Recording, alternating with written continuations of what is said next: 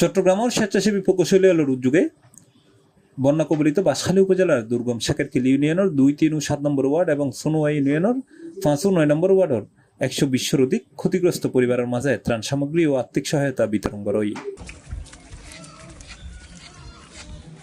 সোমবার জুলাই 13 তারিখ আয়োজিত মানবিক কার্যক্রমত ক্ষতিগ্রস্ত পরিবারের হাতত চাইল, ডাইল, ভোজ্য তেল, বিশুদ্ধ পানি, শুকনো খাবার সহ নিত্য প্রয়োজনীয় সামগ্রী তুলে দেওয়া হয়।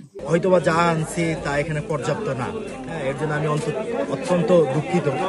আমি কথা দিয়ে যাচ্ছি, এখানে যার বাসায় চুলা জ্বলতেছে না, আমি অবশ্যই ইনশাল্লাহ তার বাসায় খাবার পৌঁছে দিব।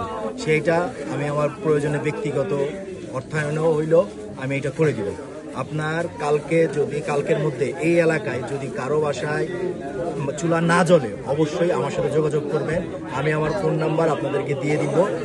আপনারা অবশ্যই আমার সাথে যোগাযোগ করবেন যদি কালকে আপনাদের বাসায় রান্না বান্না না। কারণ আমি আয়োজকের পক্ষতুন জানানো হয় দুর্যোগ কবলিত মানুষের পাশে তিয়ন সামাজিক দায়বদ্ধতার অংশ। ভবিষ্যতেও প্রয়োজনীয় সময় তারা এই মানবিক সহায়তা কার্যক্রম অব্যাহত রাখিবে বলে জানাই তারা। আসলে বাংলাদেশের ফেনী, সিলেট বন্যায় যেরকম ভাবে, আপনার কুড়িগ্রাম বন্যায় যেরকম ভাবে সকলেই পুরো বাংলাদেশ এক কাঁধে কাঁধ মিলিয়ে কাজ করছিলেন বন্যার্থ মানুষের স্বার্থে। সেই স্বার্থে আমরা চট্টগ্রামের মানুষের জন্য আপনারা সকলে এগিয়ে আসুন, সকলেই সহযোগিতার হাত বাড়িয়ে দেন। C+TV, চট্টগ্রাম।